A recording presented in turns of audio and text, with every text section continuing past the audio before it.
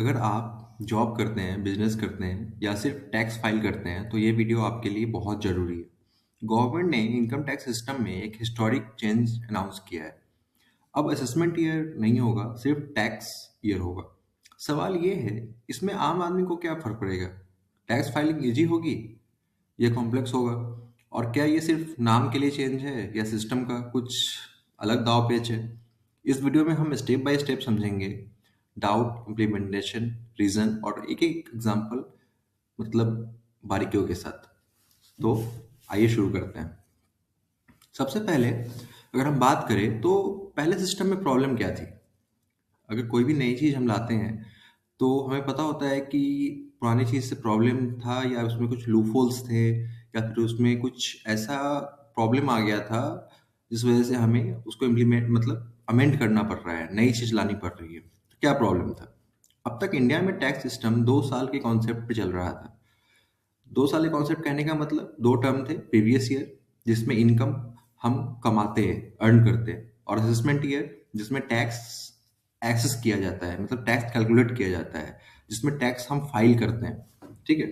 अब एग्जाम्पल के लिए अगर बात करें तो अगर आपने 1 अप्रैल 2024 से 31 मार्च 2025 तक इनकम कमाया तो इसका टैक्स आप फाइल करते हैं असेसमेंट ईयर 25-26 में। अब प्रॉब्लम क्या थी? कॉमन टैक्स पे कंफ्यूज हो जाते थे। फॉर्म्स में प्रीवियस ईयर और असेसमेंट ईयर अलग अलग लिखा होता था। नोटिस में असेसमेंट ईयर लिखने से पैनिक होता था। स्टूडेंट्स और फर्स्ट टाइम जो फिलर्स थे ना, उनके लिए बहुत ही कॉम्प्लेक्स हो रहा था। तो सिंपल वर्ड्स में, जिस साल पैसे कमाए उसी साल का टैक्स अगर लॉजिकली मतलब होना चाहिए, हम लोग जानते हैं। ठीक है। क्योंकि दूसरे सेशन में क्यों जाना है भाई, उस ईयर में हमको टैक्स क्यों देना है? तो ये जो प्रॉब्लम था, ये बहुत लोगों ने रेज किया इसका कंसर्न। ठीक है। तो प्रोफेशनल अनाउंसमेंट स्टाइल में मतलब गवर्नमेंट आई हमारे बीच में और बोलती है, गवर्नमेंट ने प्रपोज किया है एक सिंगल कॉन्सेप्ट। ठीक है, टैक्स ईयर। अब 99% लोग पता ही नहीं मतलब टैक्स ईयर होता क्या है। ठीक है, उनको ये भी नहीं पता होगा असेसमेंट ईयर क्या होता है। बट जो पढ़े लिखे लोग हैं जिन्होंने टैक्स पढ़ा है उन्होंने कंसर्न रेज किया था। अब न्यू सिस्टम क्या बोलती है? टैक्स ईयर अब आपका 1 अप्रैल से 31 मार्च के बीच में होगा। इसी ईयर में इनकम जो अर्न होगी, इनकम एसेस होगी, टैक्स कैलकुलेट होगा और टैक्स रिटर्न रिलेट करेगा। ठीक है।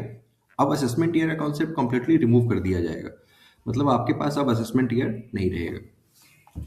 हम अगर बात करें गवर्नमेंट का क्या लॉजिक है इसके पीछे, गवर्नमेंट ने कुछ सोच के लाया होगा ना इसको। 1 ईयर, 1 मीनिंग और जीरो कंफ्यूजन। ठीक है। लोगों के मेजर डाउट्स क्या आ रहे हैं? फिलिंग डेट मतलब सेम रहेगी या चेंज होगा, मतलब जुलाई 31 या अक्टूबर 31। दूसरा डाउट क्या आ रहा है? सैलरी क्लास को कोई एक्स्ट्रा बर्डन पड़ेगा क्या, मतलब एक्स्ट्रा टैक्स देना पड़ेगा, नया स्लैब रेट होगा क्या, सिर्फ टर्मिनोलॉजी चेंज हुआ है या कुछ और भी होगा। ठीक है। और पुराने जो पेंडिंग केसेस है उसका क्या, मतलब जो ओल्ड टैक्स सिस्टम के साथ, असेसमेंट ईयर के साथ जो हमारा पुराना चल रहा था उसका क्या होगा? ठीक है, क्या वो नए सिस्टम में फॉरवर्ड होंगे? ठीक है। और डाउट जो हमारा एक और डाउट आ रहा है, जो फॉर्म सिंप्लीफाइड होंगे या और भी कॉम्प्लेक्स हो जाएंगे? ठीक है। सिंगल ईयर रेफरेंस होगा या क्या होगा? नोटिस और स्क्रूटनी का क्या इम्पैक्ट होगा? नोटिस अब टैक्स ईयर 26-27 टाइप के होंगे, इजी ट्रैकिंग और मतलब समझ में भी आएगा लोगों को। ठीक है। अब हम एक अगर एग्जांपल लें, सपोज एक बंदा है जो प्राइवेट जॉब कर रहा है। ठीक है। अब उसका इनकम पीरियड है 1 अप्रैल 2026 से 31 मार्च 2027 के बीच। ठीक है। पुराना सिस्टम बोलता है आपका जो प्रीवियस ईयर होगा वो 26-27 होगा, असेसमेंट ईयर होगा वो 27-28 होगा। तो आपको आईटीआर फाइल करना है जुलाई 2027 तक। ठीक है। जो बहुत लोगों को कन्फ्यूजन होता था, भाई हम कमा कभी और रहे हैं, फाइल कहीं और कर रहे हैं, इस साल का क्या?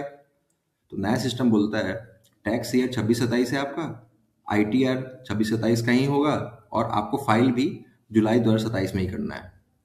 सिंपल। आगे कैरी फॉरवर्ड नहीं करना है, कॉम्प्लेक्स प्रॉब्लम सॉल्व। डिफरेंस सिर्फ ये है, असेसमेंट ईयर 27-28 बोलने की जगह सीधा टैक्स ईयर 26-27 बोला गया। इजी अंडरस्टैंडिंग, लेस मिस्टेक और बेटर कंप्लायंस। समझ में आया? गवर्नमेंट ने ये चेंज क्यों किया, गवर्नमेंट क्यों करके रही है ऐसा? USA, UK, Australia single tax year पे चलते हैं। इंडिया अलाइनिंग जो है ग्लोबल ग्लोबल पार्टनर के साथ, मतलब अपने आप को जोड़ रहा है। ठीक है, ग्लोबल पार्टनर के साथ अलाइनमेंट कर रहा है। इस वजह से सरकार चाहती है कि हम भी ऐसा काम करें। ठीक है। बेटर कंप्लायंस होगा, लेस कंफ्यूजन होगा, मोर वॉलिडिटी, मतलब वॉलंटरी फाइलिंग आएंगी, लोग खुद से रिटर्न फाइल करेंगे, एरर्स कम होंगे, डिस्प्यूट्स कम होंगे, और टैक्स लिटरेसी बढ़ेगा। टैक्स सिस्टम जितना सिंपल होगा उतने ज़्यादा लोग टैक्स को समझेंगे और डरेंगे नहीं, खुद से टैक्स देंगे। ठीक है। और ये चेंज आपके लिए अच्छा है या बुरा? देखो, हर चीज जब आती है ना, कोई भी चेंज आता है तो वो हमारे पास दो साइड लेकर आता है, एक अच्छा एक बुरा। ठीक है। सैलरीड एम्प्लॉयज के लिए अच्छा है, फर्स्ट टाइम टैक्स पेयर के लिए अच्छा है, स्टूडेंट और फ्रीलांसर के लिए अच्छा है, स्मॉल बिजनेस के लिए अच्छा है।